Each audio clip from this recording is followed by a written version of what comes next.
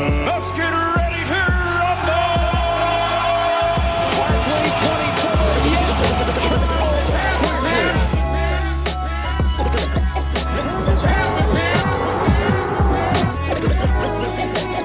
The champ is here. The champ is here. The champ is here. The champ is here.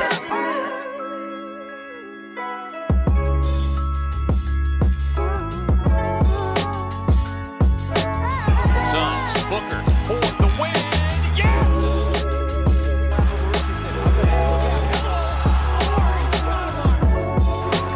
Booker, this is for the win.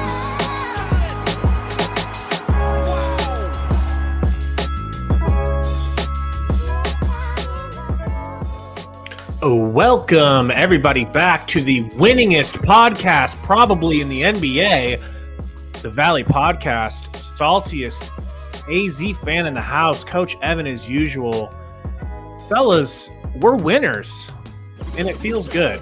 We're beating teams that suck, and I'm happy about it because that's something we've been having a problem with all season.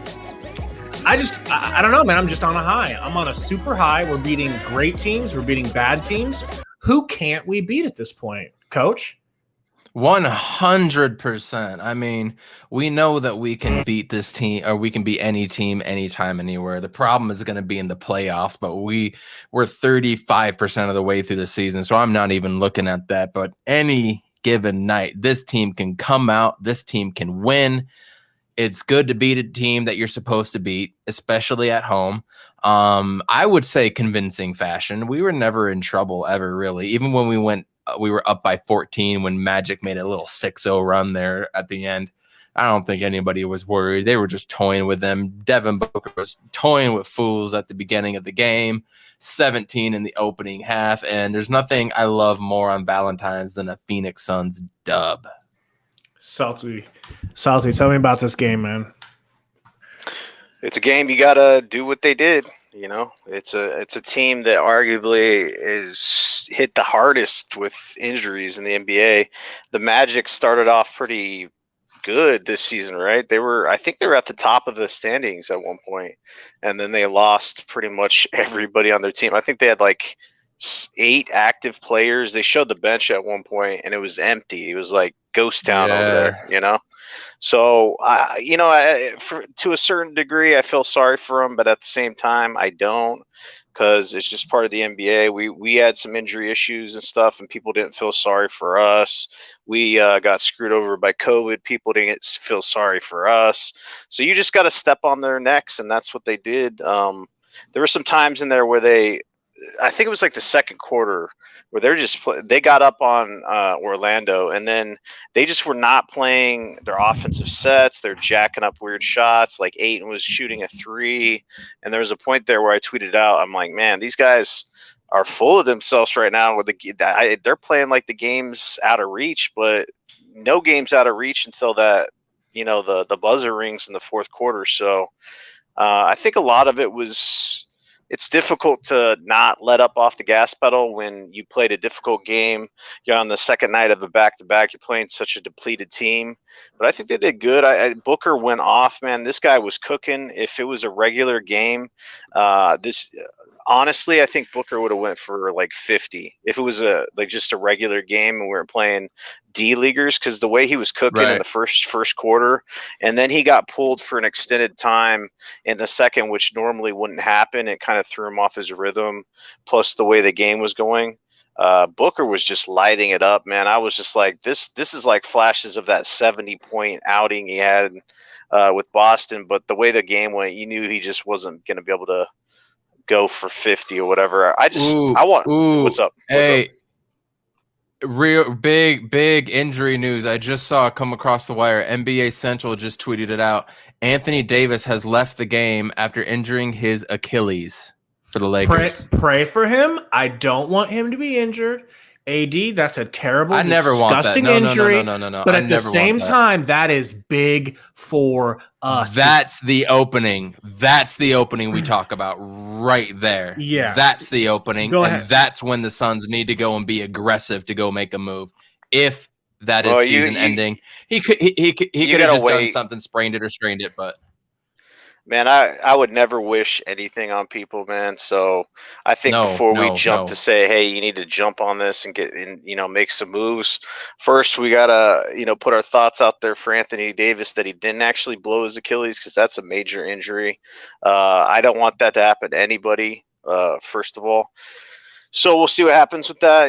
They just got to do their own thing. Like, regardless of what Anthony Davis does or what happens to him or other injuries, they just got to play within their realm. You know what I'm saying? Like, they need to continue to do their thing. They got the Brooklyn Nets coming up, which they're not going to have KD, but you can't take them lightly, right? They have two other superstars and other players on their team. So shout out to Anthony Davis, man. Hopefully you're not injured, because I honestly don't wish that on him, And I've already said I think we can beat this Lakers team with Anthony Davis. I think we can beat them in 7 games. I think we can beat them 4 times. So I don't want him to be hurt either. I've busted and torn ligaments in my ankles. There's nothing fun about it.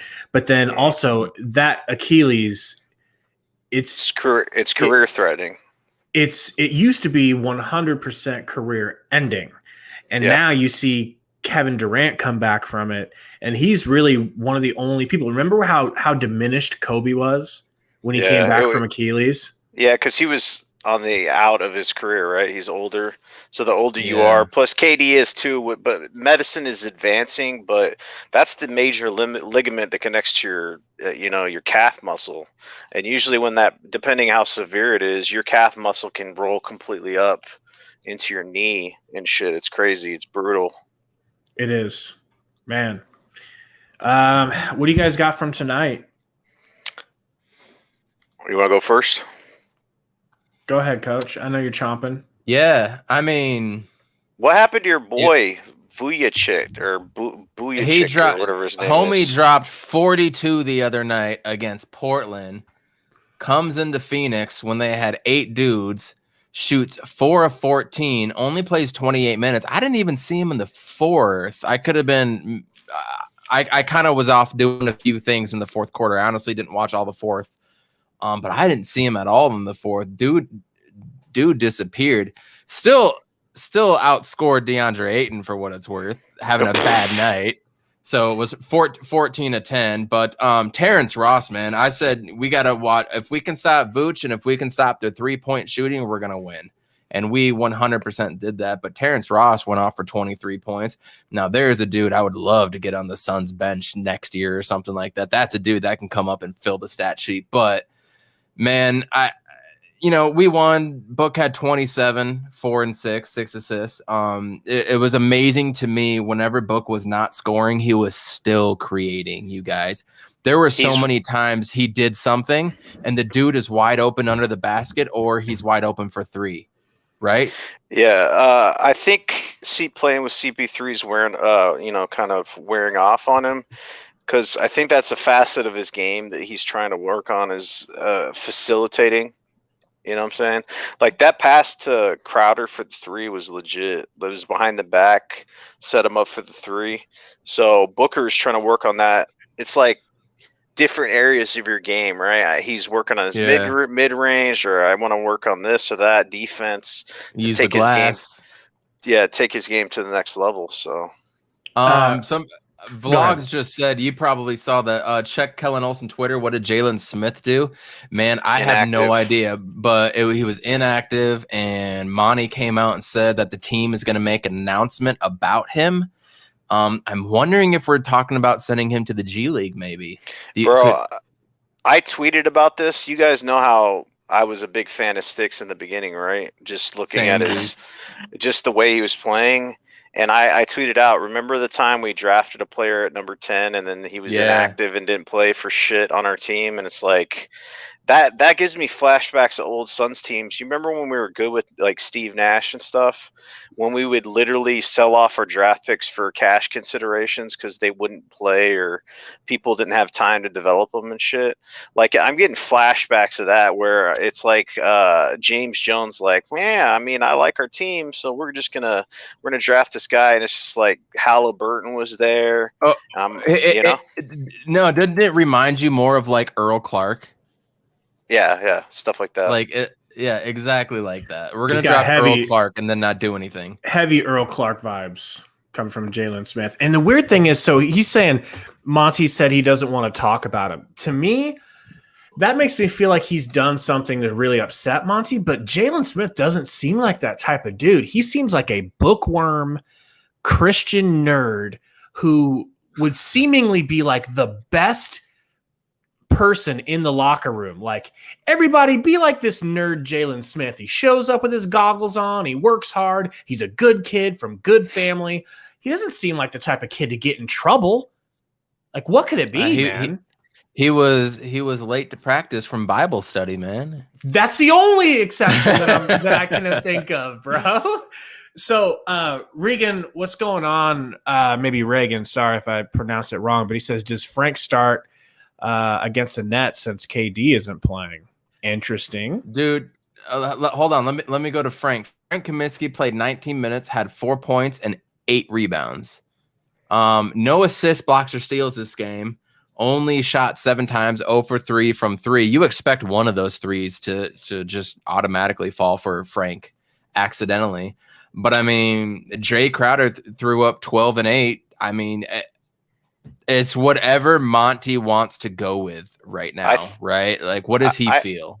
I think when you're on a winning streak like this, or you're winning, you don't really mess with the lineups too much if you don't have to. Obviously, with injuries and stuff, they had to insert like Dario and stuff like that and campaign back in. But that's obvious, right? You're not going to just leave him out. But like, if you have Frank Kaminsky starting, and no matter what his stats show, and you're still winning, it doesn't really matter who's starting and who's coming off the bench, because we've seen this before where starters would start and then some bench players would get more minutes based off rotations for Monty. So I don't necessarily think that if you're a bench player, that's like a diminished role. I think that Crowder, for example, knows that he could put up his points still. He could probably get more minutes if he's hot. So Frank Kaminsky, start him until we start struggling, if we do, and then switch it up. That's what I say. Hey, we got a fan on Facebook right now, Christian Denise Ponzerias. He says, let me see the translation. Check this out, y'all. Greetings from Bolivia. Yeah. What's up, dude? What's going on? What's up we with got that? multiple What's people going from on? Facebook. Shout out to the Facebook fam, Absolutely, man. Suns Nation. We in here. Appreciate you guys coming through. Christian. Yeah. There it is. So, guys, I want to talk about your boy, MCW. I don't know. I just got the feeling that the Magic have some sort of Michael Carter Williams. It's sorry. Wait. Who's boy? What? It's Salty's boy. That's Salty, not mine. When the fuck did I talk about him? Didn't you want to draft him over Booker? No.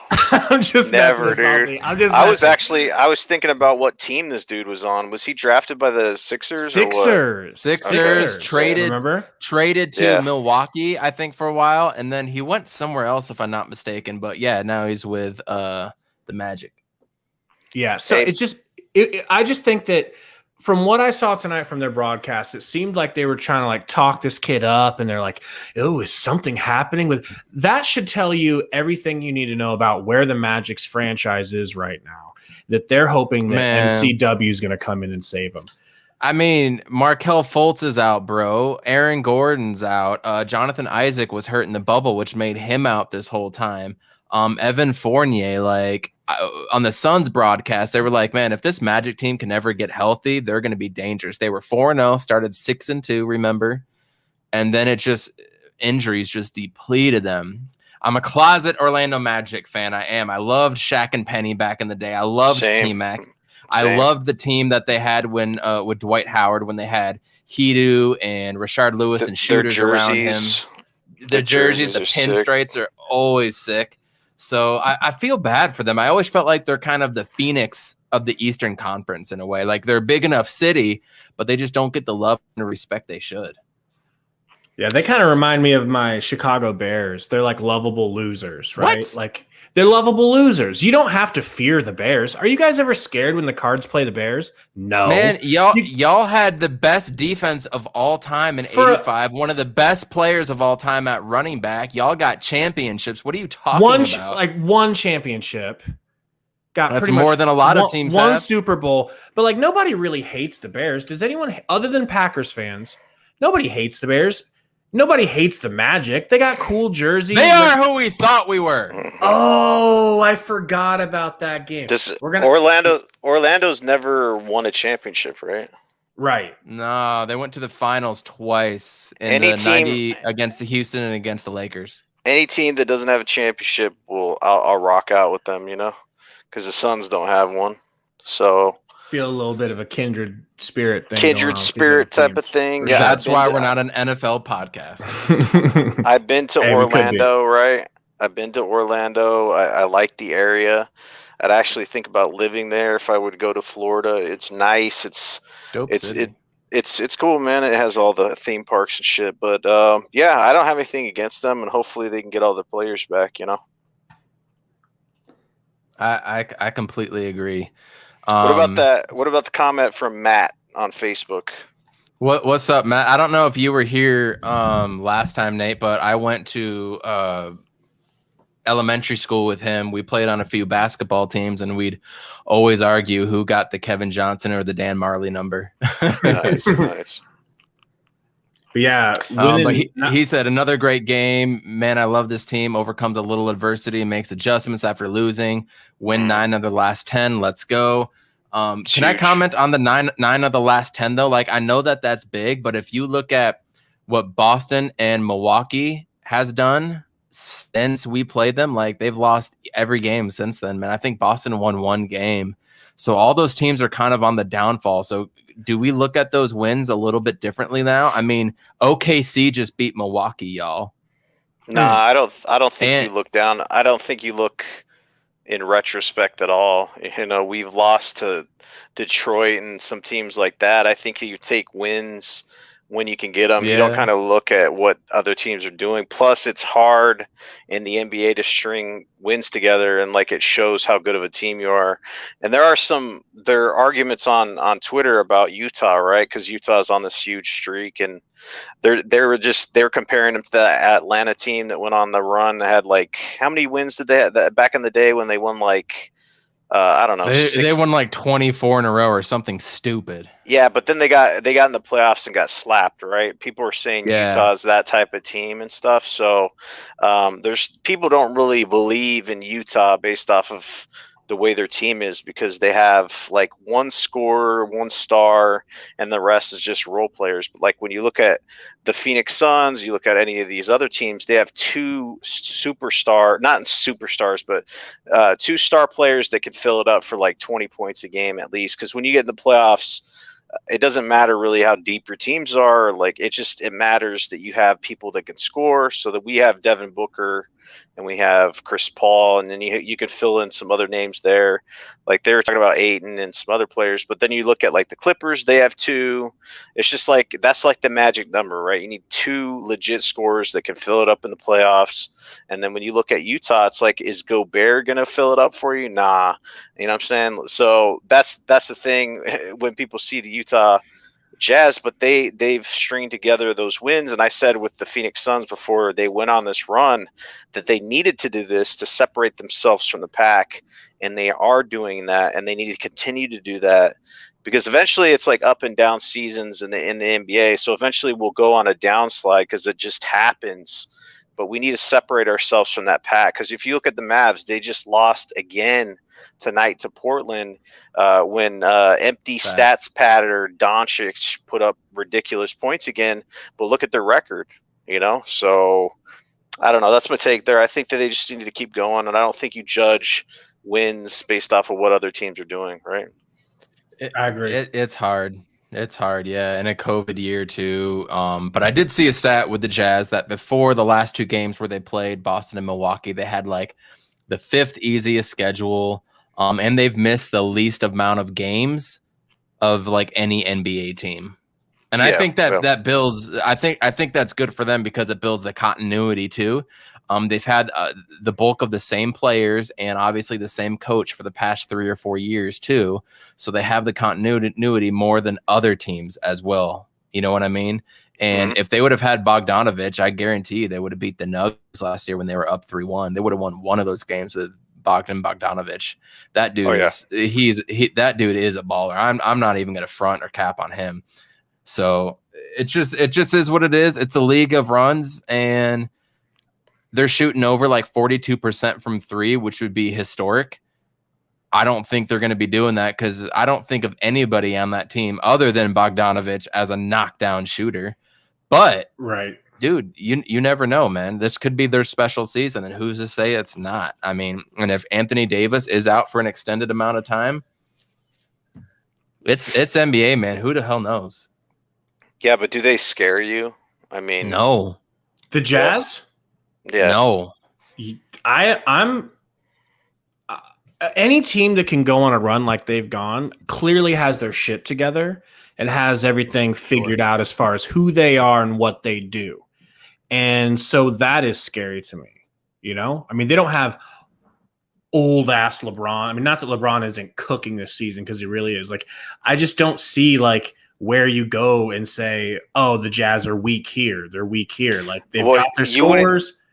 You wouldn't say that they're weak from a star standpoint on the scoring level, because there's certain teams that like in the regular season they could fill it up. Like the Suns had some of those teams where you can win. Like there's certain teams that win in the regular season, but once it gets to a playoff atmosphere, it just doesn't work. And that's what I'm saying with the Utah Jazz is like if they have, you know, Spider or whatever you want to call him, you know, Donovan Mitchell, if you double him and take him out of the equation, who else is stepping up on a night-to-night basis to fill it up for the Jazz, right, when it slows down? Rudy Gobert ain't going to do that for you. He's not a threat offensively. You know, you talked about Bogdanovich and all these other dudes. They're not on a star level, and they're not, like, averaging that amount of points. So, like, to say that it would get to the playoffs and they're like a shoe-in to keep doing what they're doing, I don't know. I don't know if that's the case, honestly. You know, I completely agree. And again, who knows? The NBA is fickle. It's going to come down to Donovan Mitchell. I think he's an absolute baller, and I've always said I've loved his game. I don't like the Utah fans. I don't mind the way that the Jazz are assembled. I don't like Quinn Snyder at all. I really don't. I just don't like the dude himself. But I've always liked Mike Conley. I think he was definitely underrated at the time.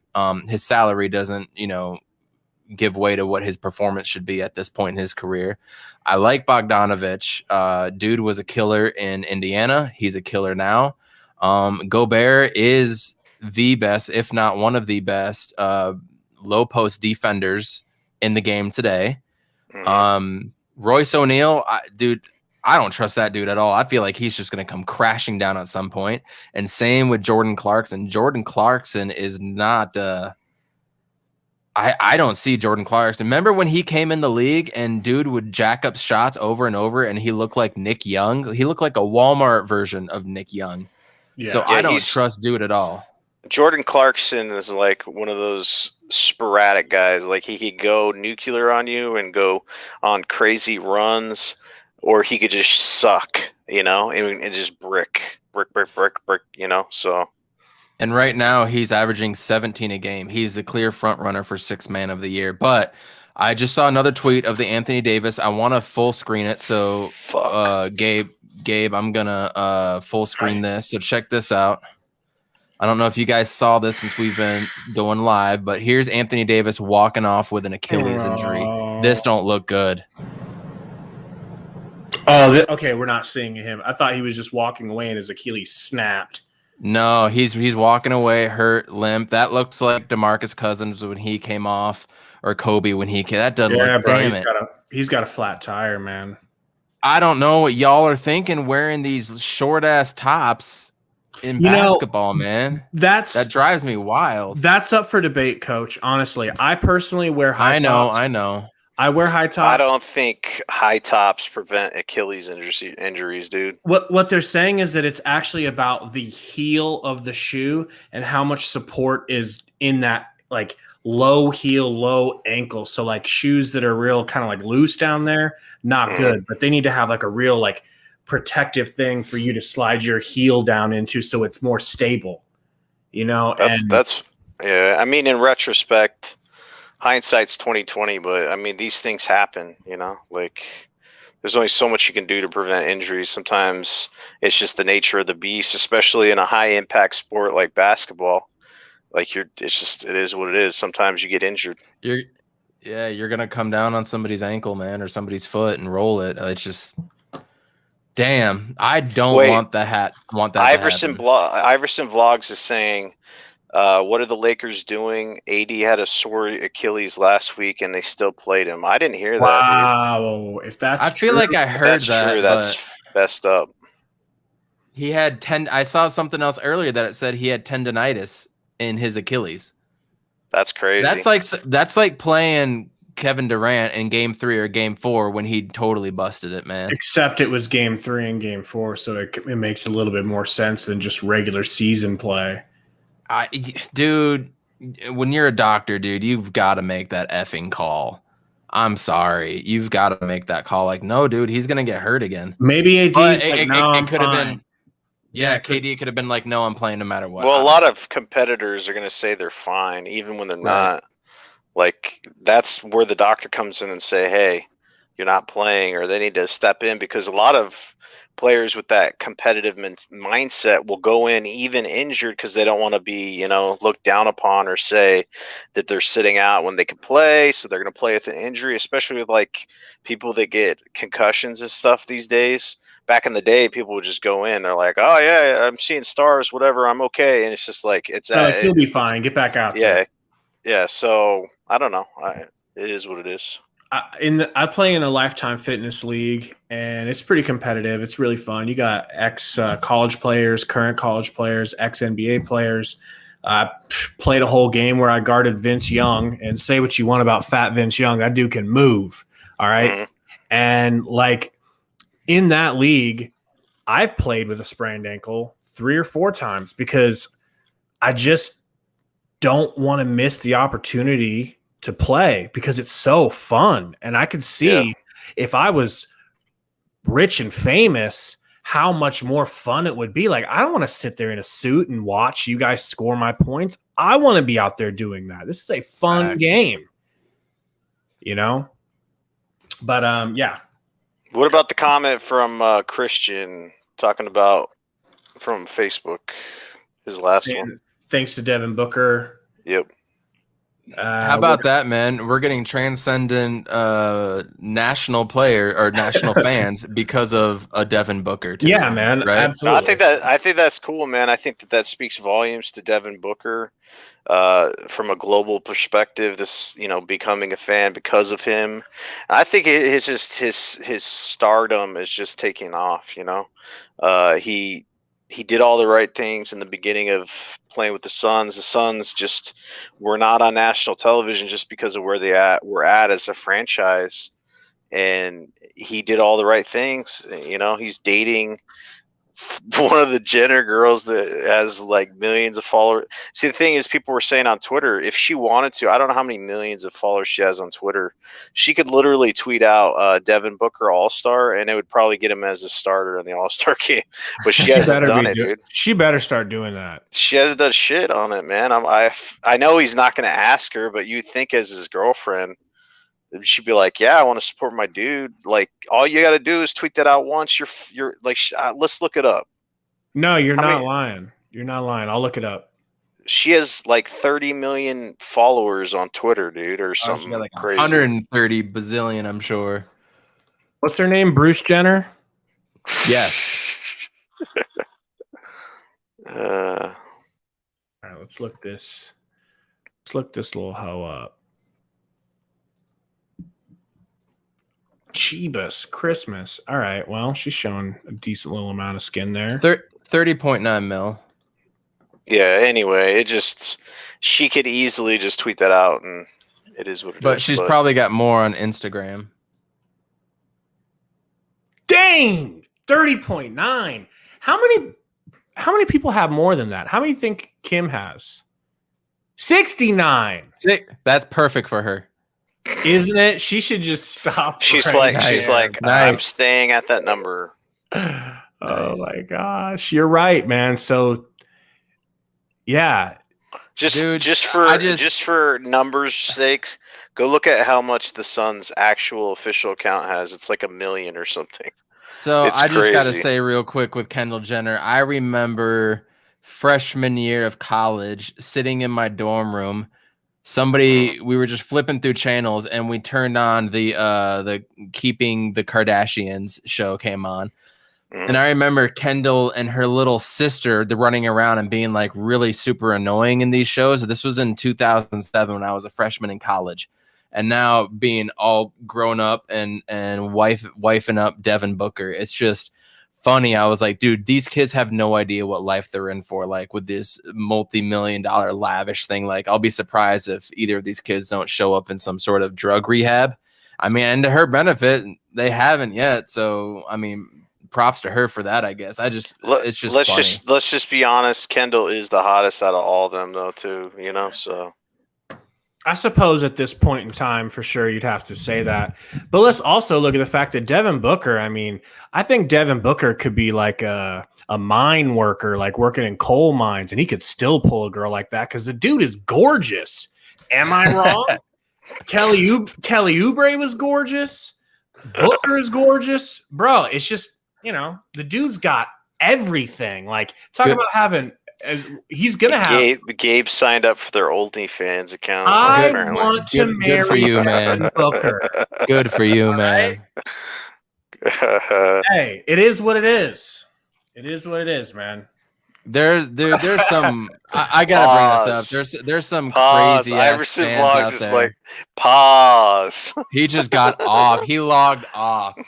There are some crazy ass people that follow the Suns and go crazy with the Suns that are talking about I want to eat so and so's booty on the Suns. I'm not at that point. No. Yeah, you're not. But I see some dudes that be saying stuff like that. I'm just like, say who it is. Man. Say who it is. What you think you want? No, Chris Hansen. Chris Hansen. If y'all follow Chris Hansen or whatever, the dude is the creepiest dude on Twitter for Suns Twitter. I swear to God.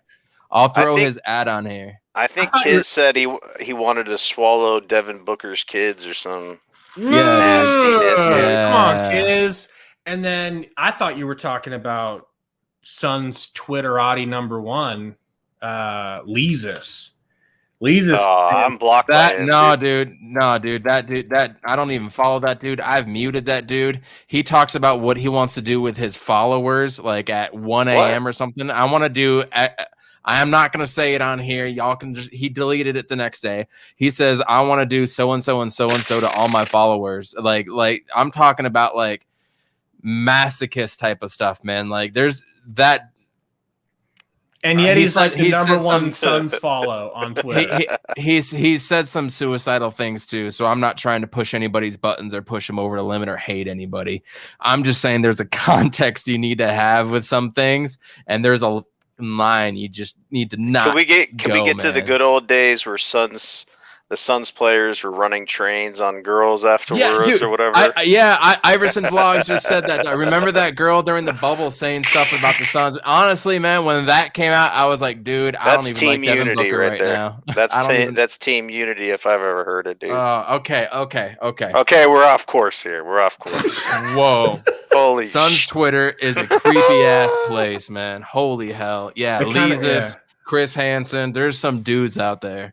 Isn't Chris Hansen the guy that like Dateline NBC? Dateline. Hey, I'm Chris Hansen. Is that him? No, you've been exposed or whatever. Yeah. Want to tell me why you're here talking to this 13-year-old? I think I got blocked by him. I was trying to find him. Oh man. All right. I'm glad. That dude is creepy too. Let's try to steer our way back to the game. What are we? So I had a thought, So okay, Woj just tweeted out Lakers All-Star Anthony Davis re-aggravated his right Achilles tendonitis, and there's some swelling. He'll get an MRI on Monday. So he just aggravated it as of right now. So he's got a little pain in there. It's gonna swell. That's just what happens with ankles. Even if you just tweak it, you're just, that's probably another 1 to 2 weeks minimum for an aggravation, especially for the Achilles. But I'm going to be refreshing Twitter tomorrow afternoon for sure to see what comes up with that, because I don't want to see that. If we're going to win and if we're going to do something special, you got to play the best and beat the best. I got a good question I want to pose to both of you guys. And Coach, if you don't mind reconnecting, you're getting a little blurry. Salty, does he look blurry to you? Can't hear Salty. He's muted. Oh, he muted. Can you? Yeah, he looks blurry. Okay. You look like you're on Dateline NBC. So why don't you go ahead and reconnect, my guy? So before he gets in here, I wanted to ask this, man, and you could take the first crack at it. So is 6 or 7-0? Great, he's already back. Coach, is 6 or 7-0? Because right now we're 6-0 on this homestand. Possibly going to be 7-0 after Nets with no KD. Is that more impressive already than going 8-0 in the bubble? Considering you hear people make excuses about the bubble. Oh, people weren't playing their players. Oh, nobody was even wanted to be there. So are we eclipsing what we did in the bubble right now? Absolutely, because the pressure was on us to match what we did in the bubble. Absolutely. That's what I was thinking. We won 9 of 10. If we win the next game, that'll be 10 of 11. With the pressure on, with people looking at us, with Devin Booker getting the ESPN article. And it's even more impressive for the fact with all the injuries. And just a few games ago, y'all, we were 8-8. Well, I'm just thinking in terms also of like when we went on that run in the bubble, it was like, yo, Suns are 3-0. We never do that. 3-0? Shit. We're turning the top. 4-0? Guys, we're 5-0. Holy shit. 6-0. Bro, we never go on. 7-0. We actually went 8-0. Oh my God, we might make the playoffs. But now that's like, I don't know. I guess, is that the norm now? Are we a team that can just rattle off damn near double-digit win streaks? Because that's giving me major Nash Suns vibes. That and beating bad teams like this Magic, beating the pants off of them, being up by like 32 at one point. It's giving me Nash vibes. What do you think, Salty? Good teams go on runs, and they have. It's not just like winning streak, but you're correct with the Suns that were really good, that had, the number 1 record or like close to it. In order to do that, you have to reel off wins like this, and that's what puts you at the upper echelon in the West, right? So, yeah, check our records over the years, even the past couple of years. You can't get the number 1 pick in the NBA if you're rattling off 8, 9, 10 wins in a row. Like, that just doesn't happen. I mean, you're winning a total of like 23 games or something like that. So you actually go on losing. It's like the reverse. You're going on losing streaks of 10 or 12. Like, we've done that in the past like 5 years or whatever. That was more consistent than any kind of win streak that we're doing. So yeah, it's getting back to the winning ways. And it's been it was so long to be so bad that we forgot what that was like. But that's what we were doing consistently as, the Amari Nash Suns. They do that all the time. That's why they're up in that upper echelon. One of the best records. You get in the playoffs, you stomp your first round opponent. I remember, what was that playoff series where we played the Grizzlies one year and we went 4-0 against them, swept them, beat the bricks off of them. Like, it's just like really, really good teams, and then there's like there's like mediocre teams. So the good teams are going to reel off, 9 out of 10 or go on win streaks of 7+, and that's where I wanted the Suns to go. And that, you go check the tapes, like whatever it was, 2 weeks ago, 3 weeks ago, I said if the Suns want to like get to where they want to get, they need to do this stuff. And it's true. You got to handle your business at home. And I think that there's a coincidence.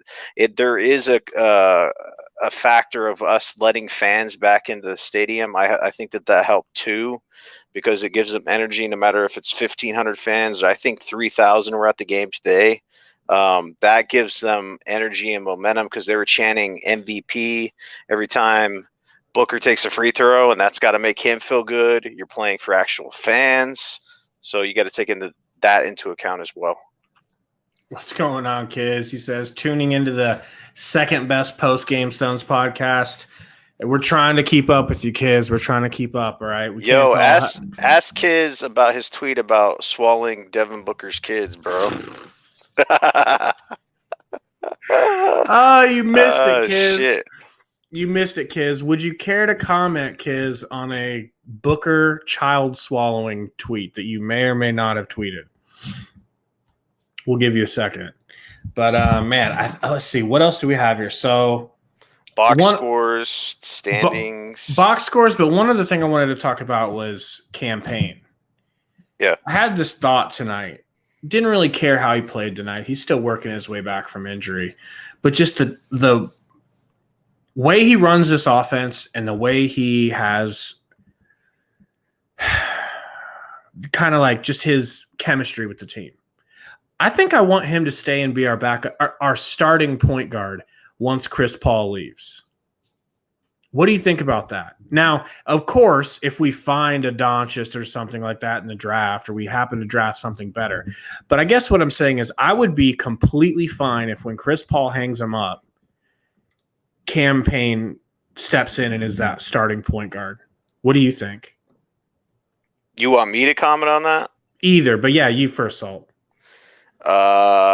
Campaign as a starter? I don't know. 2 years, 3 years from now when Chris Paul's done. And So Campaign's been playing behind him. Campaign had a ridiculous bubble, right? And then he had a ridiculous start to the season, and then he got injured. And then he hasn't played up to that level so far. And before that point, he got drafted, didn't fulfill expectations, went to China, and then he came back and then did his thing. So he needs to be more consistent for me to crown him as, like, to anoint him as the guy that's going to, ideally we would have drafted Halliburton. He could have been the dude waiting, but we won't go there, right? I'm just saying, like, it's going to be tough going from the GOAT, right, the point god, to anybody else. So there's going to be a huge drop off.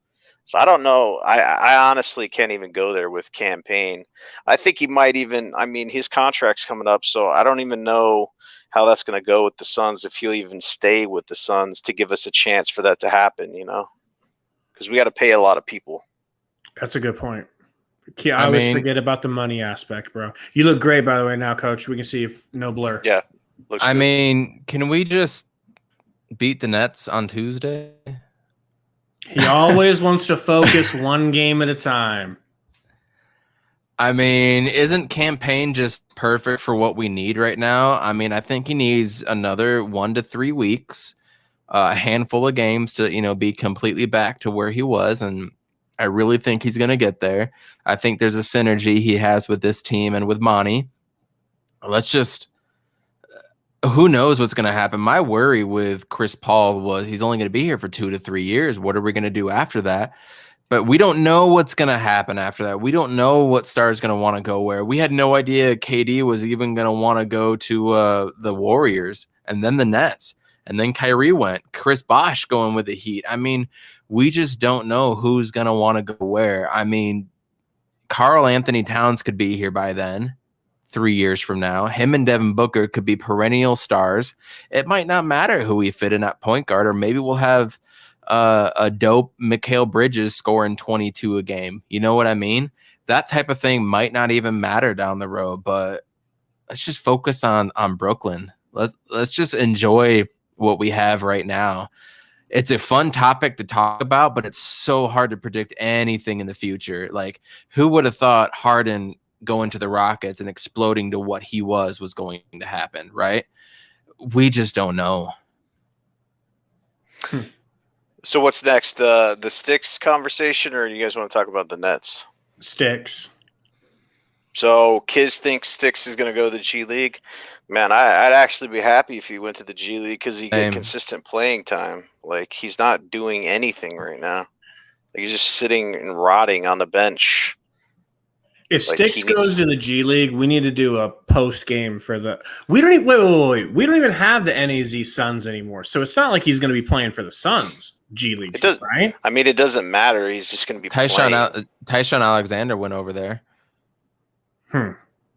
We need to dig up how he's done, and we need to. If Sticks goes, we need to follow that and maybe definitely show some highlights because I just want to watch this kid play. I can't wait to find out what he's going to be. He's just. So Sticks has had an issue with just bad luck, is what I think. It's because we have players that are, we got Frank Kaminsky. Obviously, he's doing his thing. And then we got Saric. We got Damian Jones. We got, who else is our other bigs? We got DeAndre Ayton. It's just there's not really room for him to play right now. Especially if the coach has trust issues and he didn't have like a preseason. He didn't have anything, like traditional like summer leagues and shit. Plus he was dealing with ankle injury and then COVID. He was out for like a month plus. This kid just, I don't know. He just needs to play. Go let him play in the G League and let him play and see what happens. I mean, if injuries happen, God forbid, you bring him back and then insert him into the lineup or something, or, it is what it is. Tyshawn Alexander is averaging 17.3 points a game right now. That's what I want to see. And that's what I want to hear. What's his average? 17.3 in the 3 games that they've played so far. He hasn't started any games, and I'm just looking on stats. I want to go. I'm going to try to find the game by game stats right now too. But yeah, that's what he's averaging. He's attempting 7.3 3-pointers. He's making 4.3. He's shooting 59% from 3, y'all. Hey, who's the Houston Rockets center? Woods or whatever. Christian Wood. That's Christian Rockets. Wood. Yeah, no, I'm saying like he was on our G League or whatever, and then he took a couple of years or whatever to blow up.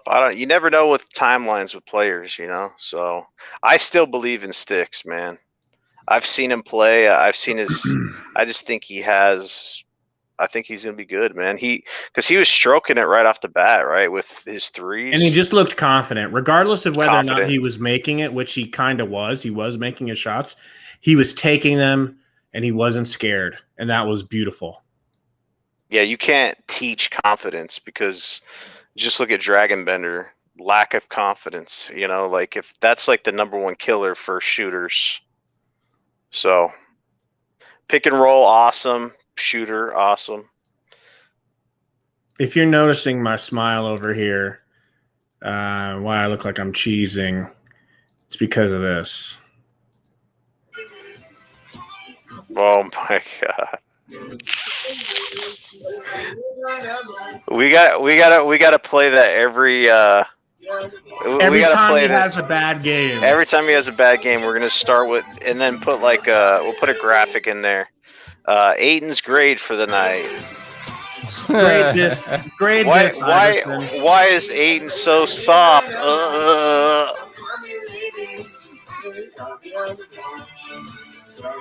He says this is his rookie year. It doesn't matter, Iverson. His rookie year, it doesn't matter.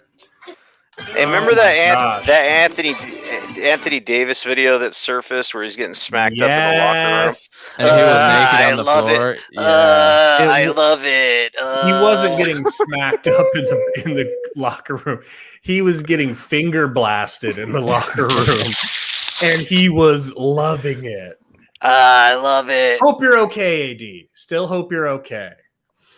But damn. So let's get some grades for Ayton, your boy. Let's do it. Dude got a D-, man. Whatever. D-. Next. He got the D. Yep, that's for sure. I'd go D-, exactly. Yep. Yeah. Same. Bro, hey, can anybody on Facebook or YouTube right now let me know what team Tyshawn Alexander's playing for y'all on the G League? I'm trying to look this up. You guys realize we don't have a G League team because our owner's a cheap ass, right? Our owner's a bitch. Yeah, he's worse than. He sold our G League team because of money. Yeah, our owner's a bitch. Ew. I mean, he probably figures, he can still get some use out of, the D League without having to pay for it. Pretty much. What a bitch, dude. Kiz says he had a Vujicic and clamps, man. DA? No, Vujicic was missing wide open shots, man. I ain't even going there. I'm not giving DA any damn credit on this one. I don't know. Ooh, so Kiz is giving him a B tonight. See, here's why I look at Ayton. This is one of those nights that if we would have needed him for 4 full quarters, he would have limped his way into 15 and 15, and we would have had to say, 15 and 15. I ain't hating on 15 and 15. But it's a game where he should have had way more than that already. Once they sat him, he should have already been at the dude couldn't post up Michael Carter Williams. What the hell are we talking about with him?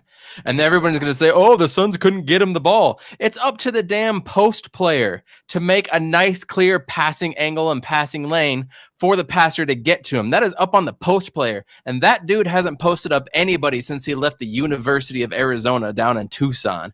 Give me a break. The dude can't post up anybody. That's why the ball isn't going to him. That's why he's not putting up shots, because he can't even do that. What are you talking about? So we would be remiss to focus just on one aspect of a player's game, though, right? I mean, there are multiple things that he does bring to the court, but from a perspective of what we're looking at here is an offense-only perspective. Was he doing other good things on the court, which he does? Yeah, rebounding, defense, all that other stuff. But like from an offense perspective, man, it's rough. It's rough to watch because I've played on basketball teams. You guys have too. And there's certain people that either demand ball, like the ball, they want to get the ball. They're confident, almost too confident sometimes. But there's people that demand the ball to try to go offense.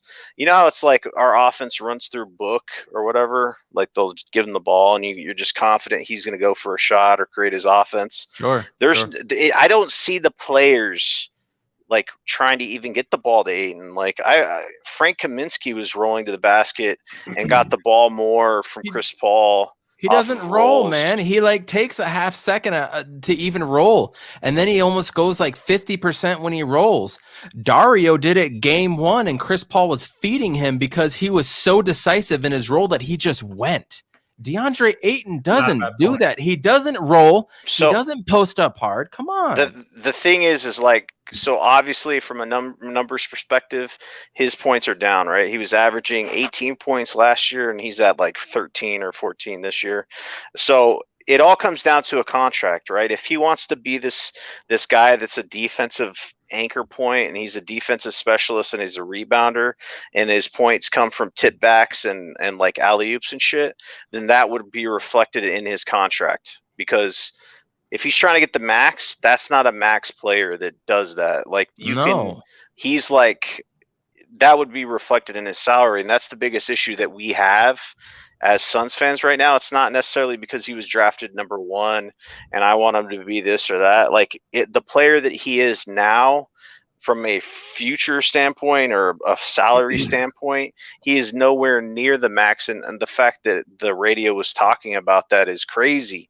Because this dude is average. The way he gets his points are tip backs, which is like offensive rebounds. He just tips it back in, or alley-oops, or the occasional maybe a pick and roll where he gets like a light tap into the basket, right? He's not even really taking those mid-range jumpers that he used to take anymore. No, he doesn't take those anymore. I wanted to say, I wrote this down during the game. Like, so you see how our backcourt is now the identity of our team, right? Like Chris Paul. Sure. And Booker are our engine, and they are cooking for us. They're doing everything. It reflects itself in the stats. You look at these stats the last like 3 games. It's just all them two, and then the wing players that decide to play good that night, right? I'm getting the sense that Chris Paul and Devin Booker, a part of this Devin Booker playing bubble Booker, being a 30-point-a-night scorer, just went shy of that tonight. I think a part of the reason why he's scoring so much is because he's basically said, okay, you know what, Ayton? I tried. Chris Paul tried. We try to get you involved. It's not happening. We're going to go ahead and score the points now. And if at some point you decide you want to start scoring with us, that's fine. But we will go ahead and take care of the scoring since you don't want it. And hopefully Ayton gets back in that run of things where he's involved in the scoring. But it seems like Book and Chris Paul have just said, you know what, let's go ahead and do this thing.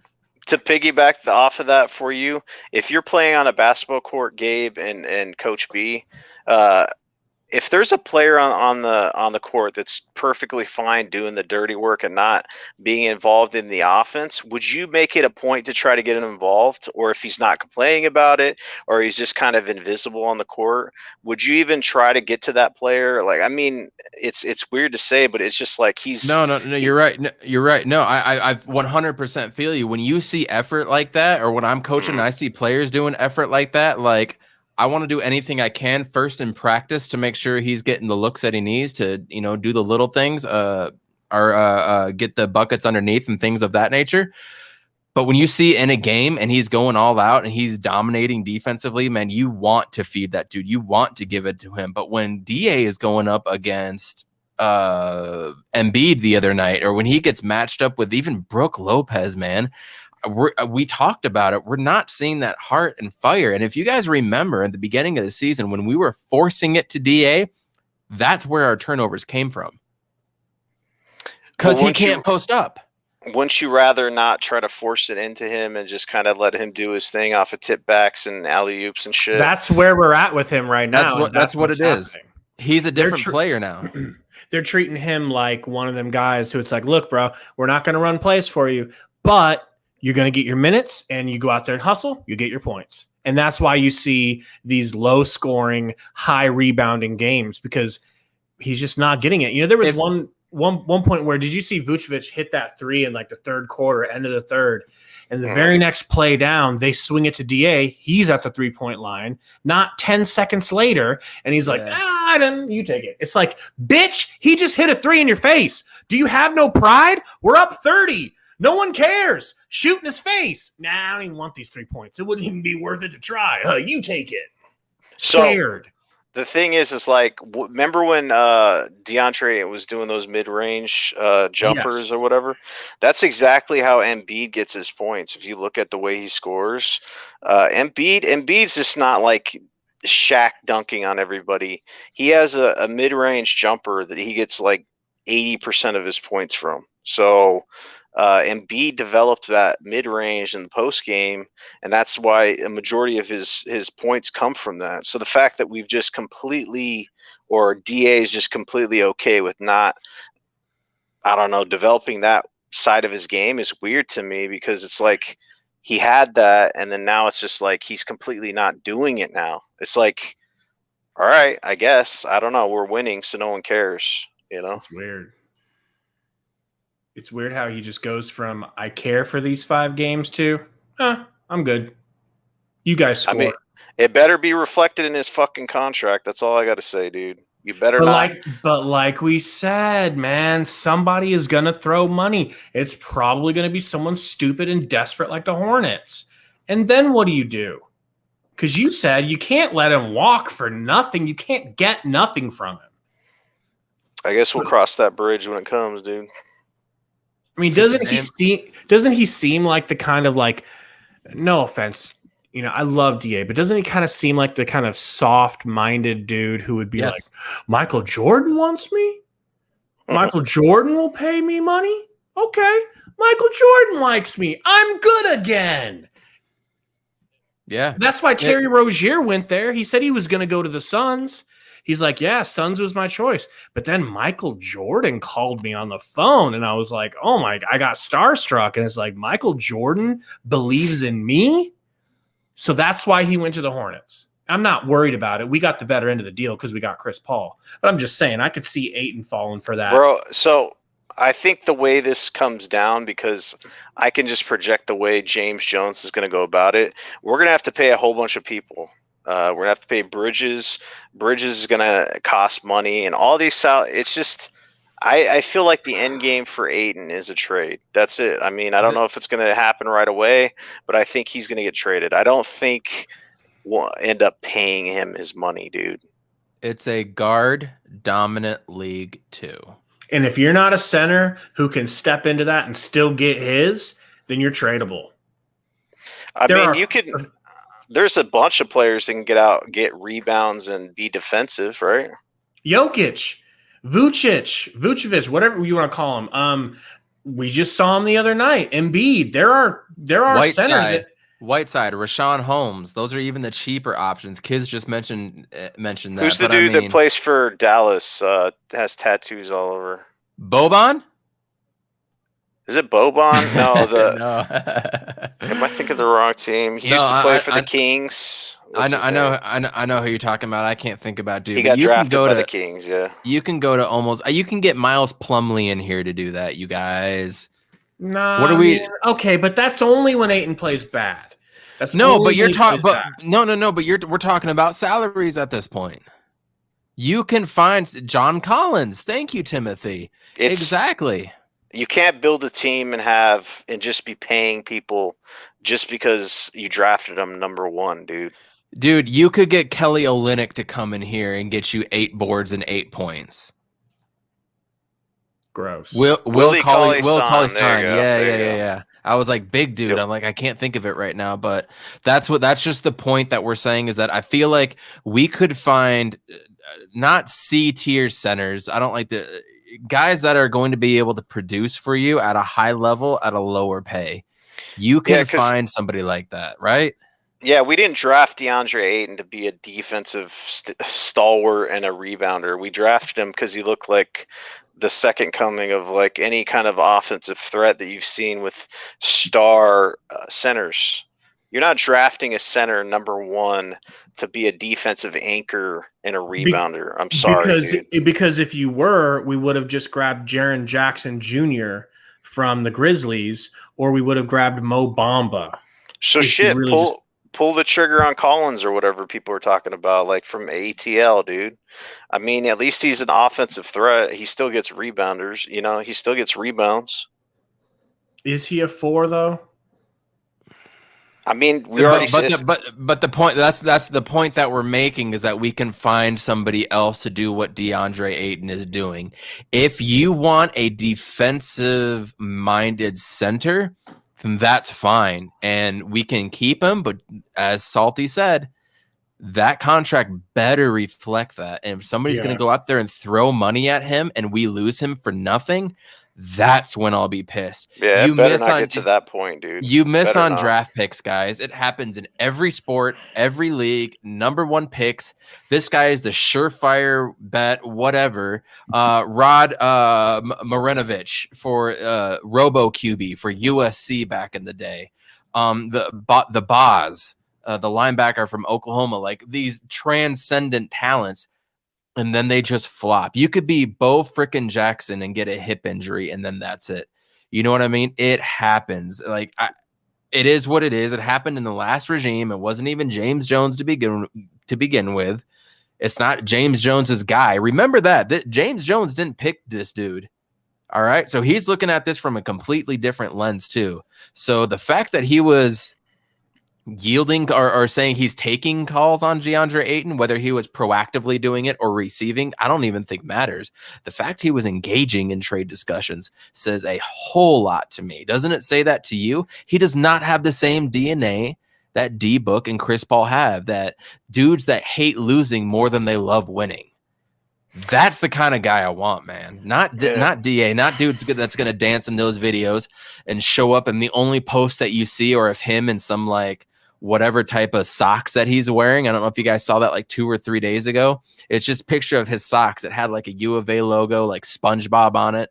Some crap like that. I don't want that for my center. No, see, the thing is, I don't care if people are just being silly, dude. And obviously, he was just trying to have fun. And I'm gonna give people shit no matter what. But that's just the peek inside of what Ayton is. He is as soft as that dance that he was doing there. You know what I'm saying?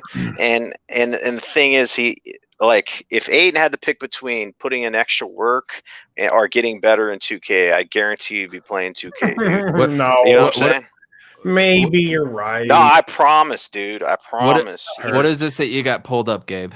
Okay, so I just want to give everybody some context because maybe somebody watching this is a new Suns fan. Welcome to the team. Welcome to the bandwagon. We love having you. Here's what was going down 2 years ago. Yeah, now, where Stephen I A. said he wanted Ayton, right? Stephen A. Yeah. So just to kind of back up, this isn't just Salty, myself, and Coach saying that we were all sure. This is Stephen A., who I respect. I like Stephen A. I don't always agree with him. I don't always agree with Max Kellerman. Max Kellerman in this video has just gotten done saying that he thinks it might not be Ayton. He thinks it might actually be Luka. And here is Stephen A. Smith's retort. And it's pretty much sums up how everyone felt. So you're saying that you would take Wendell Carter Jr. with the number 1 overall pick? Yep. Okay, thank you. I appreciate the clarity. Here's the deal. No way in hell I agree with that opinion. DeAndre Ayton is the real deal. Max Kellerman himself is quoted as saying it. We recognize the fact that he averaged 20 and 11 on better than 61% shooting. We looked at him as a baby Shaq kind of dude in terms of his talent and skills. Not to mention the fact that he shot 34% from 3-point range. He could step away from the basket. Can you make it louder, bro? Shots. That's what I look at. Now, obviously, there is some trepidation when you look at his lack of a defensive presence. He's not as committed on the defensive end of the floor. That's fair enough, Max. I can certainly relate to that. I understand where you're coming from in that regard. Go figure. When you consider the level of skill that he has, combined with the fact that he's taller than 7 feet, he's 260. He's only 19 years of age, and offensively, there are no questions about him. There's no question about his footwork. There's no question about his ability to play with his back to the basket. There's no question about his ability to hit perimeter shots. There's no question about his size. There's no question about him being able to attack from the inside or the outside. He has skills and size that you can't necessarily teach. And that's what I'm paying attention to. I am a bit reticent about his defensive prowess or lack thereof. That much is true. I don't like what I saw in the NCAA tournament against Buffalo. I get that. I like better what I saw against USC and UCLA in the Pac-12 tournament. But in the end, what it comes down to is the combination of what he brings to the table as a physical presence, along with his offensive skill, not to mention the fact that he played at Arizona, and it's the Phoenix Suns. Mm-hmm. You can't go in a different direction if you're them and you have that talent available at number 1, because even if he is not what you would hope he would be because of tenacity, interest, fervor, etc. The bottom line is his skill set and size more than makes up for most things. The combination of the two says to me, the combination of the two to me says with the number 1 overall pick, because it's Phoenix, you cannot pass up on this man, and it damn sure can't be for Wendell Carter, who isn't even projected, Max, to be in the top 5 right now. You got mock drafts having him at 7 or 8. I'm not saying that he's not. But this is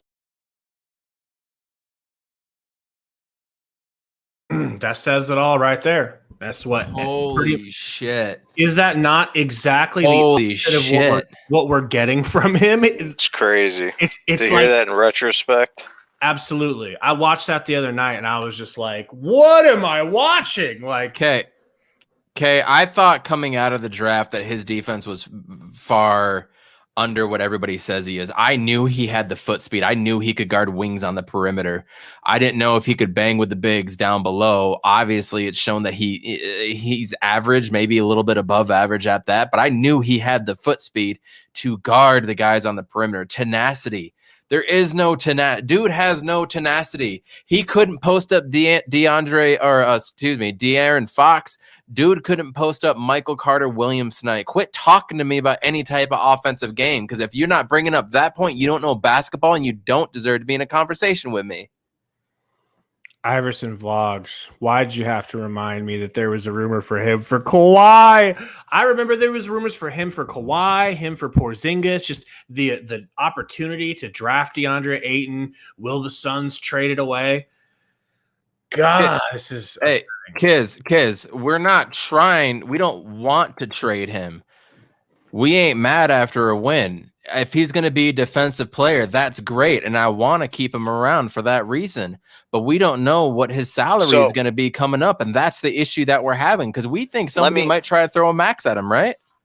Let me talk about it. So that's why you listen to us, kids, because we're not going to circle jerk the Suns after a W. You know what I'm saying? Like, we give them props when they need it, but DeAndre Ayton is supposed to be like, let's just take it to the level. We want to be a championship squad, right? I think that's all the goal for all fans of the sports teams. You want your team to be the best they can be. So we want our Suns team to be a championship squad. Now, if DeAndre Ayton was hitting his ability, like what we drafted, what Stephen A. Smith was talking about, can you imagine where we would be right now in terms of a team if we had that Aiden? Plus, he developed some defense. Like, this is crazy. Like, the sky's the limit. You're not talking about like potentially being a championship contender. You are a championship contender because you have Devin Booker, who's raising his stake in the NBA, right? You have Chris Paul, the point guard, right? He's going to be in the Hall of Fame, and they have other players. Deep team. It's just like we drafted a number one dude so he could be a star. If DeAndre Ayton was a star, there'd be no question that the Suns would be a championship contender. That's the only thing we have, is because we want him to be what we drafted him to be, not some like 12-12 guy. You know what I'm saying?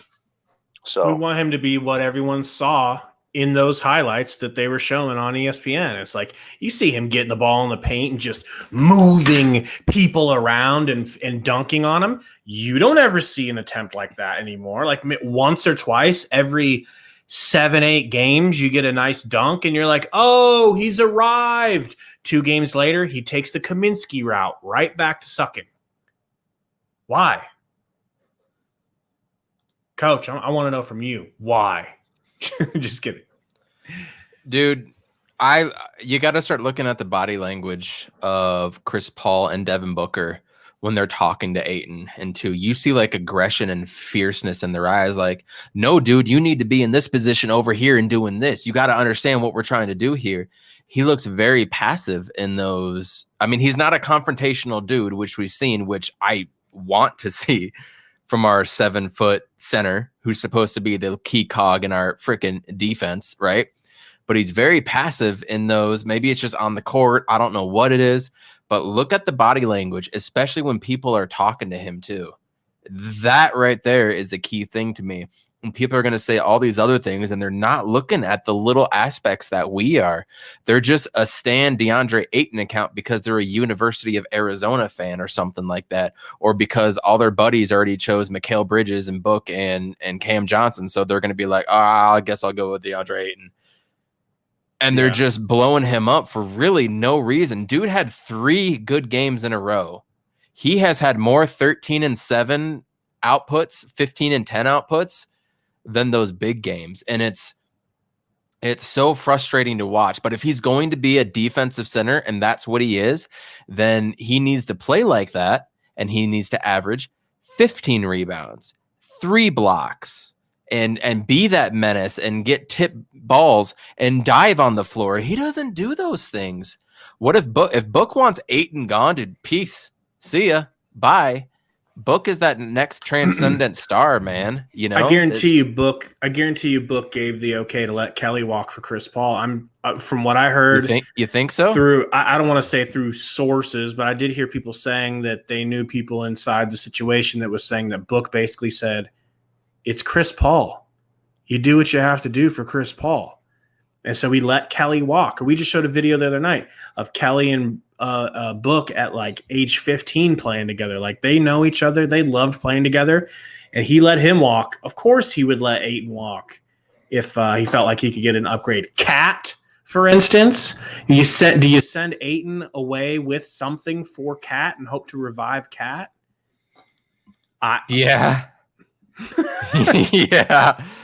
Bye, Cam Johnson. Bye, DeAndre Ayton. Yeah. Dude is a walking 30-15. What are we doing? You're right.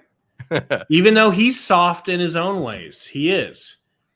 You know, but you're not wrong. I mean, but we don't know what kind of team they're really trying to build. We don't know if they really want to have the guards and wings taking over scoring versus low post, or maybe just DeAndre Ayton can't give that to him. Like, we don't know the kind of discussions that they're having, Monty and James Jones, right? We only see what's and limited access this year with COVID and what's on the court. But the thing that we can all agree on is DeAndre Ayton is not the player we thought he would be up to this point. He could go out tomorrow, throw up 30 and 15, then 27 and 16, then 20 and 20.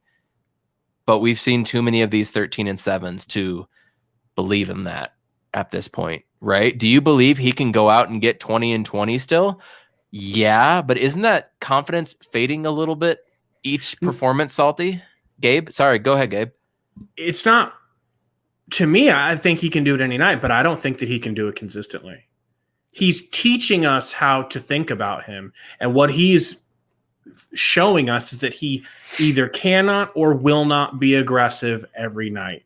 You're just not going to get it, and you don't know if you're going to get when you're going to get it, when you're not going. You know, it's probably not going to be against Embiid. You know damn well he's not going to go hard against anyone bigger and stronger. He likes Jokic because Jokic is fat, and he likes outrunning him. But you never know what you're going to get from Ayton. Any night he wants, he can get that 20 and 20, but it just doesn't seem like he wants it more nights than not. Salty, what do you think? I'm tired of talking about this dude, to be honest. Like, it is what it is. Like, the proof's in the pudding, man. I posted on my Twitter. It's regression. That's all you could say. He averaged 16 points his rookie year. He got suspended for PEDs his second year. He still was averaging like 18 or whatever. And then this year he's averaging 13, which is lower than his rookie year, dude. Like, come on. Stop capping for this dude. He's regressing by every standard on an offensive perspective. He doesn't post up. He doesn't do any of the shit he was doing before. He does not demand the ball.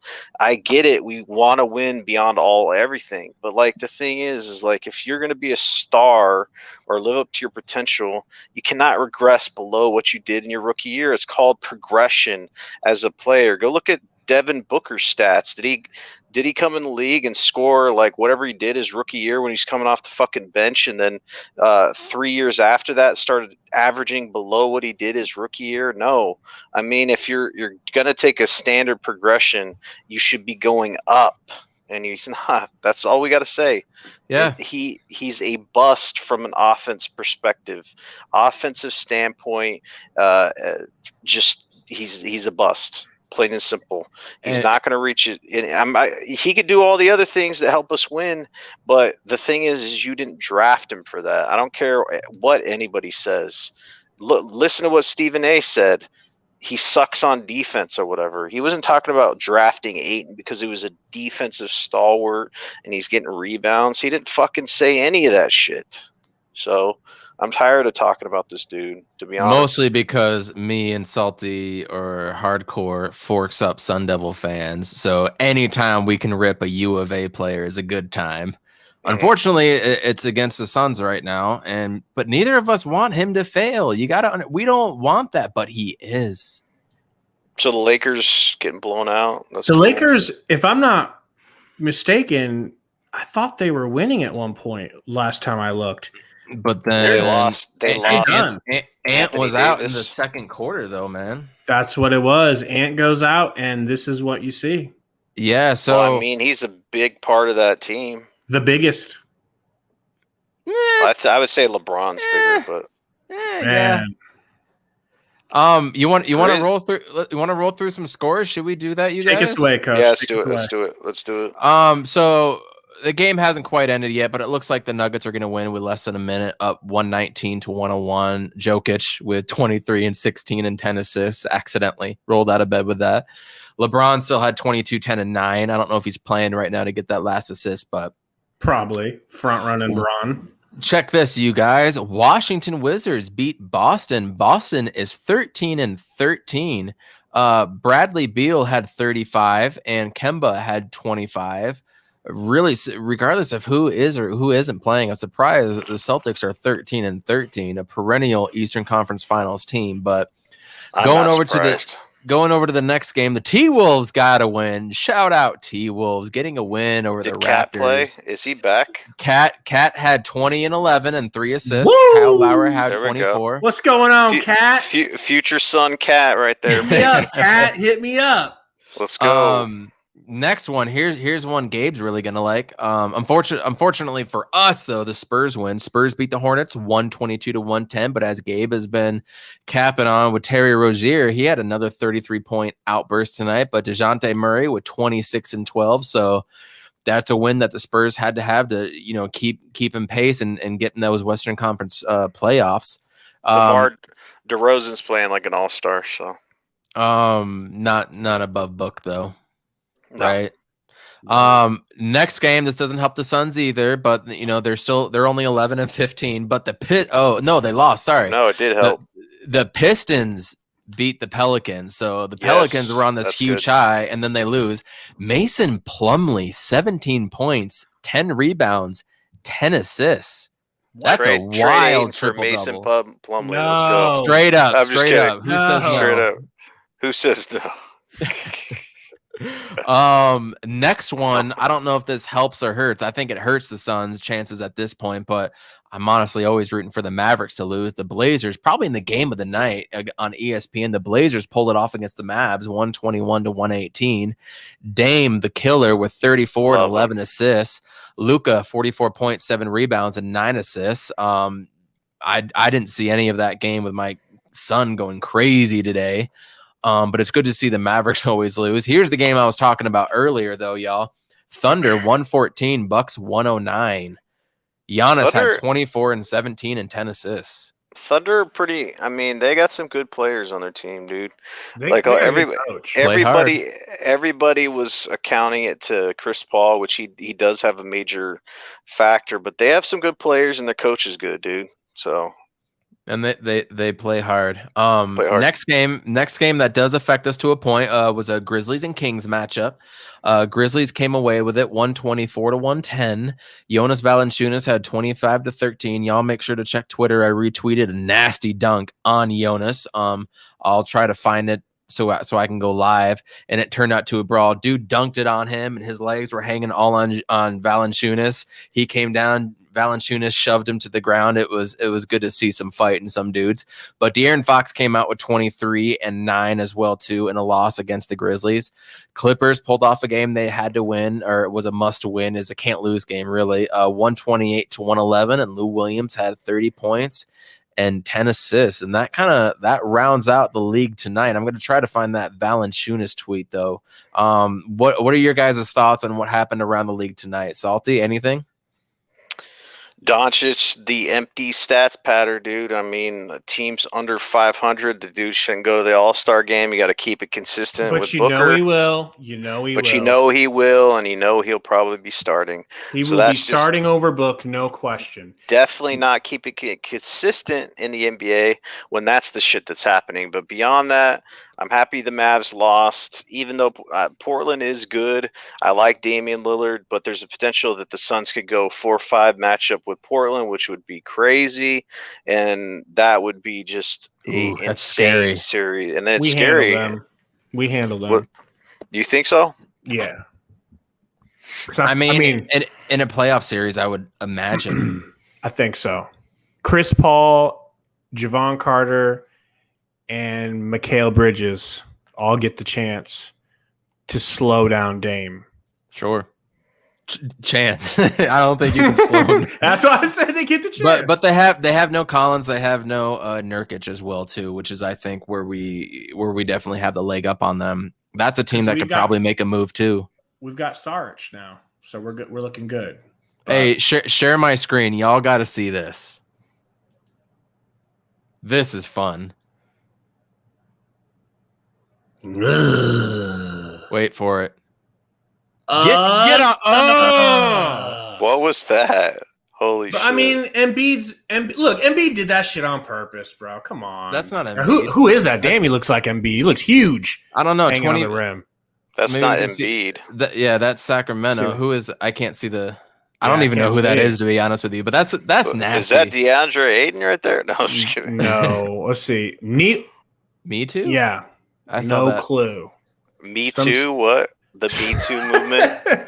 that was the Need To movement right there. So that was that's the fire I like to see. DeAndre Ayton would never do that, y'all. I don't care if it's a technical foul. If a dude does that to you on the court, you gotta flex. Coach, you want? Oh, whoa! Tim with the stat. CP3's 20-8 versus Dame. No My need to worry. man. This All dude, worrying done. Stats Thank never you, lie, Tim. dude. this dude Timothy sleeps in a bed with one of those full-size pillows with Chris Paul's body on it. I'm telling you, this dude knows everything about Chris Paul. So, Coach, you wanted to end the podcast since it's Valentine's Day a little bit special. While you're explaining that, I was thinking we could watch some highlights from Monty Williams when he was an Orlando Magic player. Happy Valentine's Day, y'all. That's how I envision Monty Williams playing for sure with the armband right there. But happy Valentine's Day. I hope y'all had a good one. If you didn't have a Valentine's, I hope you treated yourself and got some good food or a nice drink or something to celebrate for yourself and your loved ones. But I wanted to talk about just real quickly. I want to go around the horn. I'll start with me real quick about why we love the Phoenix Suns being on the Valley podcast, obviously. And I just wanted to start out with saying when I found my love for sports, it was through basketball and through the 92-93 team when they just took over the Valley. Being in school, in elementary school at the time, they would hand out cards. The Gorilla came one time. They had like a hip hop dance group that came in and talked about the Phoenix Suns. They had Elliot Perry socks contests even later. That was like 95, 96, but the 92, 93 team and falling in love with a team that's winning was just an incredible thing. And then there's just something about listening to Al McCoy's voice on the radio that just made you love it even more. Their intro song back in the day, which was the same as the Bulls had at the time, just got you hyped for it. There's so many reasons about why I love the Phoenix Suns, but there was no other team that was rocking purple and orange. There is no other team in professional sports that rocks purple and orange. I think Clemson is the only thing closer, and they got different shades, really. It's so different. The courts were always cool. The sunburst jersey was so different than any other jersey in the league.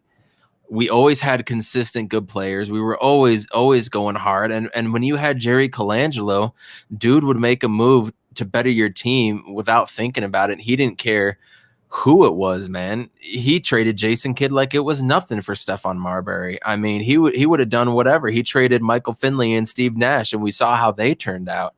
It was an amazing time in the 90s to follow this team and follow how they went about business. And Backcourt 2000, how everybody just got hyped for that team too. Injuries, it is what it is. I loved this team. They're why I got into sports, why I got into Arizona sports specifically, why I got into basketball, why I'm coaching now. Shout out to a regional champions this year, by the way. Just really love this team and love what they did for the community. I can't say anything more about this team and what Steve Nash did later in the years, right? And what he did for the brand of the Phoenix Suns, what he did for the NBA, putting us on the map, making it so like we weren't this crummy garbage team. We were to be respected, and we were a team for a long time. It's just a beautiful game, and I feel like the Phoenix Suns organization as a whole has done it the correct way through the years with their players. We had some mix up with Marley excusing him when he should have been a coach with Barkley, but that's just Barkley as a whole. I don't even want to get into Robert Sarver right now because we're talking about the love of the Phoenix Suns and how that purple and gold just stand out above all others. So I want to turn it to one of you guys to go on a rant about why you love them. Go for it, Salt. Since Salt's more of an OG, let's save him for last. All right. So my thing with the Suns, became good friends with Salty 2008. Started watching the Suns. If anybody remembers those, what was that wing place, Salty? Native New Yorker, right? So you go into this. I loved them back in the day. You go into this Native New Yorker, and like everybody's wearing Sun stuff, right? And like you're saying, they have dope gear. That sunburst, not to mention they were winning, bro. So this was like stepping into this like alternate universe where there's a state that I'm living in now where there's a basketball team. I've never lived in a state with an NBA team. And like they're good, but they're also great. They have an MVP. They score like 130 points a game. It just reignited my love of basketball. And I love the sunburst. I love the way that they play with Steve Nash, even though they had D'Antoni and I couldn't stand him. Phoenix Suns play a type of basketball when they're at their best. The way the Spurs play a certain type of basketball, the Spurs play a correct type of basketball that like wins, like Hoosiers. The Suns play a beautiful, artistic style of basketball, and that's probably why I fell in love with the Suns. Salty? And Salty's dead. No, I'm just kidding. All right, so I'm born and raised in Arizona, man. So not a lot of those going around. So I've lived here since before this. The Cardinals were here. The Suns were here before I was born, obviously. But the only team in town, Jerry Colangelo brought them over. Got them to be a pro sports team, and they're playing in the Coliseum back in the day. I was a fan before they were even in America West Arena, which was what it was called. Shout out Madhouse on McDowell. Shout out.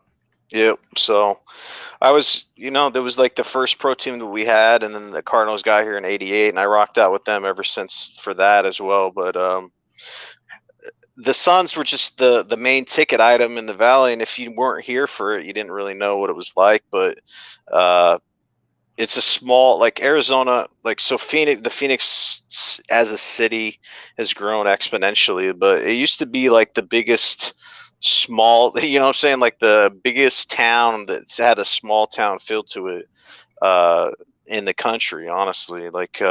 So you had America West Arena that was built in the 90s, and then it was just the main ticket. It was filled up. It's called the Purple Palace. The Purple Palace, yes, man. Shazam. Yeah, so it was the main ticket. Everybody was going there. Barkley came to town. That was like the peak of popularity for the Suns. It was a Suns town, and everybody wanted to go to the games. Everybody watched them. They had all kinds of things going on for schools. There's collectibles, all kinds of shit going on, and it peaked. And then they had the parade after they lost the finals, where I think it was 1 million people or something like that, packed. Dude. Damn, So, I didn't know about that. Yeah, so dude. Suns were the love child of Phoenix, and then it kind of after the Cardinals got here in the NFL rose to power because the NBA was the powerful pro sports organization when Michael Jordan was in his prime and shit, and then the NFL did its thing, and then obviously you have ASU and everything else like that. But the Suns were always number one for Phoenix, the metropolitan area, and then that's why it was they were the fifth winningest franchise in the league without a championship, and they got close a couple times, and Steve Nash was the last thing. So if you're a sports fan and you live in Phoenix, more than likely you like the Suns or you cheer for them or stuff like that. There's a special relationship there, Can you see my screen, Salty? That was so this was after the loss to the Bulls. Yeah, so that's the only sports town that throws a fucking celebration just to celebrate our players. That was the peak of Suns fandom and popularity in the Valley. That's like some Remember the Titans shit right there. It was amazing to witness, to watch. I remember having these "I love our Suns," and on the backside it said "Beat the Bulls" for the finals and everything like that. I mean, it was just, they wrote a book about it, man. It was an incredible. It was crazy. It was an incredible experience to have. And it was hot. It was hot as fuck outside too, right there. They don't care. It was in the hundreds, and people are. It's crazy. It was an amazing time. I didn't live in the Valley during the 04-05 Suns when Steve Nash got there, but I remember talking to Salty about it later because we met 1 year later. And he was like, it was big, it was legit, people were excited, but it was nothing like when Chuck went there. Mm-mm. And when me and you became friends because I was talking about the Suns. You overheard it, and then we started talking. So That's fun. Yeah. We were talking about Leandro Barbosa. Of all things to bring me and Salty together, it was Leandro Barbosa. I don't even know if I was saying he was good or bad, or I don't know. yeah, it didn't matter. But that, so if you want to know why Suns fans are passionate to the nth degree, is like you got to remember a lot of people have been rocking out with the team since the Coliseum days, and they know what it's like to, through the history, or even beyond that. It's just there's a lot of passion that flows within the organization. I've read up a lot of stuff about when they went to the finals in '76 against the Celtics, the triple overtime game and everything, and the Madhouse was rocking then. But I mean, given it was the '70s, media was obviously way different. People already in '93. Coke in the bathroom, sex on the concession stands, Probably beating their wives in the stands, all kinds of shit, I bet. But dude, when the Cardinals went to the Super Bowl, when the D-backs won in 2001, none of that compared to the '93 team. Even if we went to the finals and won today, I don't know if it would compare to what that team did for the Suns, for the Valley. I don't know who it benefited more. I don't know who was more beneficial in either time or on either side, but it was a very, very special experience that probably like the 2004 Pistons, maybe the 92-93 Magic or 94-95 Magic when they went to the finals, that only teams like that could really get behind. Definitely like the Islanders when they won 4 straight. Definitely the Bills when they went to 4 Super Bowls in the late 80s, early 90s. It was one of those things that the town just completely got behind everybody. Even dudes that were from Michigan, Wisconsin, or whoever the hell you were from the Midwest, people were following what the Suns were doing. It was crazy. It was wonderful, and they helped the community out so much in all the elementary schools. They created fans for life too because of those experiences. All right, guys. Well, nice win. When's our next game, Coach? The only game we're allowed to think about? Only game. Thank you. I believe it is on national television. I just had it up and I've already forgotten, but I believe we play Tuesday. We play the Brooklyn, New Jersey Nets. And Kevin Durant sadly isn't going to play, which I'm bummed about. I wanted to see what we were going to do against the best of the best, like always. But we got Harden, we got Kyrie to worry about. Either of those dudes can drop 40 or 50 any given night. Or both. We're on TNT. We play 8:00 local time. It's gonna be a challenge to fight this team because we lack the defensive ability on the 3-point line, and Joe Harris and Kyrie and Harden can light us up, man. They have had a little come to Jesus moment themselves where they've been calling each other out and saying, look, we are the type of team that the only thing that's going to stop us is not playing defense. If we play defense, we can win a championship. And they know that now, and they're getting good. They're getting really good. You mean the Suns or Brooklyn? Brooklyn. And that's what scares me. I don't want 2 games ago, it was the Milwaukee game. Yeah, it was the Milwaukee game. I said, I think this is a clicking point for us. And so far, we've proved that. I don't want us to be a clicking point for Brooklyn because there's going to be a game. They're going to go off for 150 or something. But I'm really excited about seeing Steve Nash come back and do something meaningful in that building. Love him for what he did. I'm excited. I want him to take a big fat L. I hate for wanting to go to Los Angeles, regardless of how it shook out. You don't do that as a Suns fan. You don't do that, man. While we wait for Gabe to come back real quick, what do you think, Salty? What's going to happen on Tuesday? We're going to lose, right? That's what you say. I'll predict an L. I don't know, man. With what everybody's saying, the only thing that can counteract good offense is good defense. So if the Suns want to win, they gotta buckle up and play some defense because that's what you control. If the Nets are a good offensive team, then slow them down with your defense. That's it. Yep. I'm predicting a W. I like it. So, and what we usually do, we let you know when we're going to be here. So the next few games, Tuesday, obviously Brooklyn, 8:00 local. All times are going to be local for us. And then Friday, we have 2 days off. We go on the road for 2 games. Friday and Saturday, we got a back-to-back. We play at New Orleans again. That's going to be a game, y'all. That's going to be super good.